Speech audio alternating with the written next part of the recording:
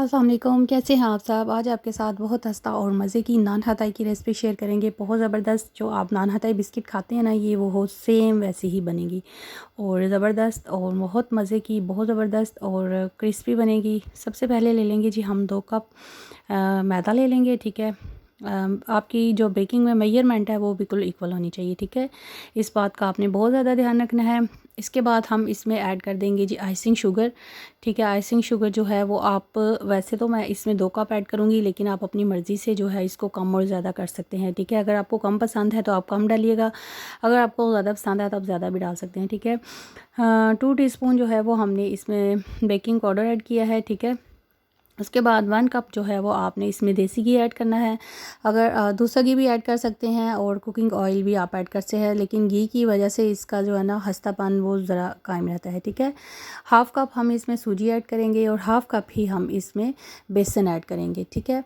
आपने बेसन और सूजी ऐड करने की रीज़न ये है कि इसकी वजह से जो आपकी नान हताई है वो बहुत ज़्यादा मज़े की और क्रिस्पी बनेगी, ठीक है।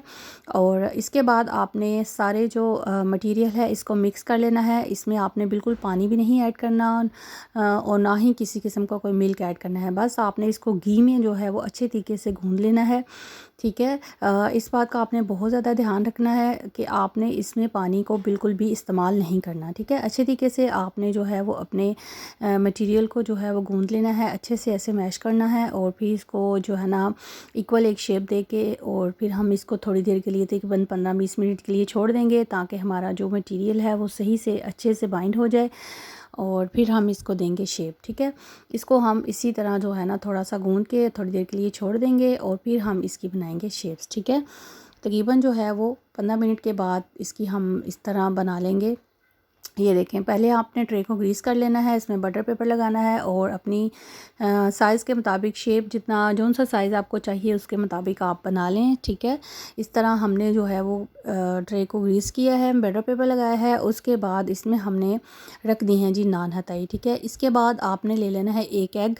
आपको सेपरेट जो है ना वो योग करने की ज़रूरत नहीं, आप एक कंप्लीट एग जो है वो बीट करें और उसको इसके ऊपर जो है वो ब्रश के साथ अप्लाई कर दें, ठीक है। और आपकी जो खताई है वो बहुत ज़्यादा मज़े की, खस्ता और करारी बनेगी, ठीक है। और इसके बाद जो है ना वो आपने अपना जो इस स्टेज पे आपने जो ओवन है उसको प्री हीट कर देना है, ठीक है। उसको आपने प्री हीट कर देना है, प्री हीट ओवन में, ठीक है, ठीक है। 180 डिग्री पे हम इसको जो है वो बेक कर लेंगे, ठीक है। आपने ओवन के टेम्परेचर को जो है वो इस बात का ध्यान रखना है कि आपका ओवन का टेम्परेचर जो है वो बिल्कुल ठीक हो। आप अपने ओवन के मुताबिक, जैसे आपका ओवन जो जिस कंपनी का जिसके मुताबिक टेम्परेचर सेट होता है उसके मुताबिक सेट करके फिर आप इसको बेक कीजिएगा, ठीक है। ये लें जी, अब तकरीबन जो है ना 5 से 6 मिनट हो चुके हैं, इनको हमने शिफ्ट कर दिया था। शिफ्ट करने के बाद जो है ना हम तकरीबन इसका जो है ना वो वेट करेंगे जब तक कि हमारी ऊपर से जो ब्राउन, ये देखें बेहतरीन सी जो है ना हमारी नान हताई रेडी है। इसको आपने निकालना है, तकरीबन हमें 7 से 8 मिनट लगे हैं।